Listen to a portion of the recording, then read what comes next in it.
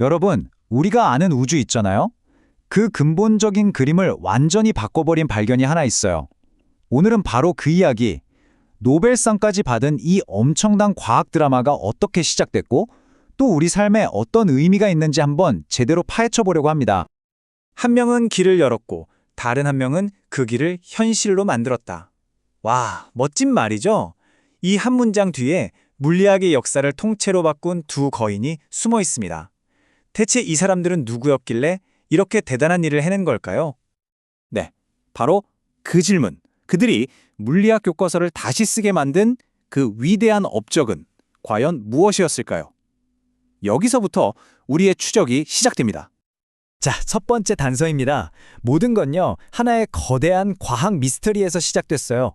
우주의 아주 근본적인 힘을 전달하는, 말하자면 유령 입자를 찾는 임무였죠.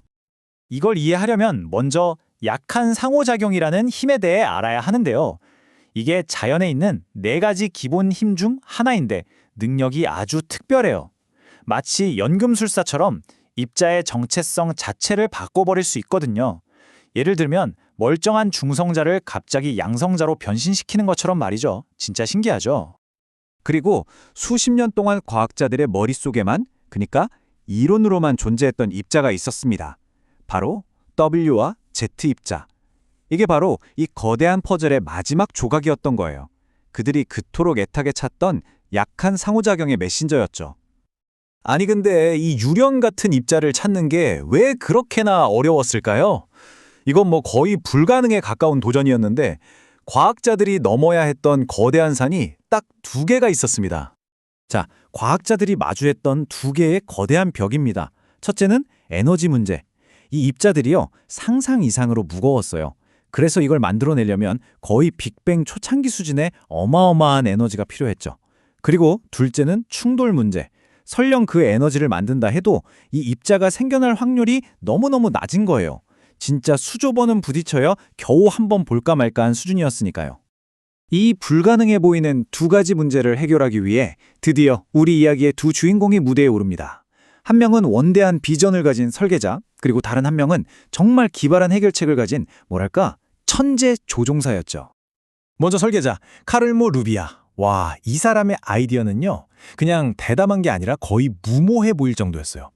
기존에 있던 가장 큰 가속기를 아예 뜯어 고쳐서 물질과 반물질, 그러니까 양성자랑 반양성자를 정면으로 꽝 하고 충돌시키자는 거였죠.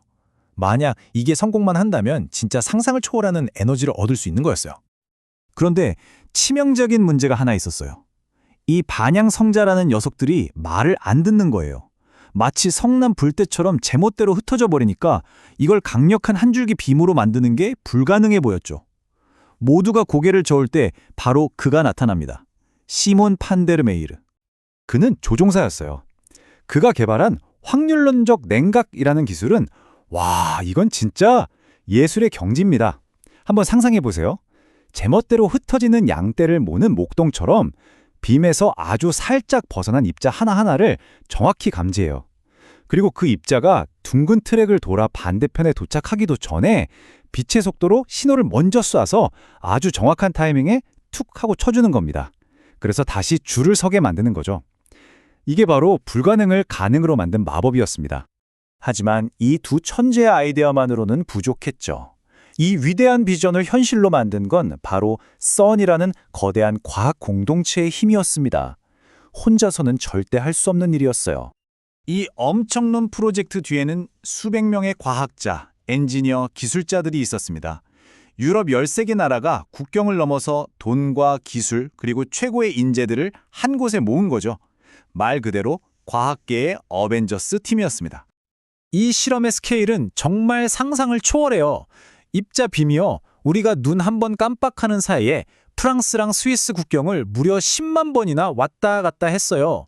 인류가 만들어낸 가장 빠른 경지였던 셈이죠. 그리고 여기서 끝이 아니에요. 혹시라도 실수가 있을까봐 완전히 독립적으로 운영되는 거대한 탐지기 팀을 두 개나 만들었어요. 그래서 서로의 결과를 비교하고 검증했죠. 이 발견이 단 하나의 오차도 없는 완벽한 진실이라는 걸 증명하기 위해서였습니다. 자, 지금까지 좀 복잡한 입자 이야기를 했는데 그래서 이게 대체 우리랑 무슨 상관이냐고요? 이제부터가 중요합니다. 이 발견이 바로 우리의 존재와 어떻게 연결되는지 그 놀라운 비밀을 알려드릴게요. 결론부터 말씀드릴게요. 오늘 밤하늘에 떠 있는 저 태양이 존재하는 이유, 그게 바로 약한 상호작용 덕분입니다.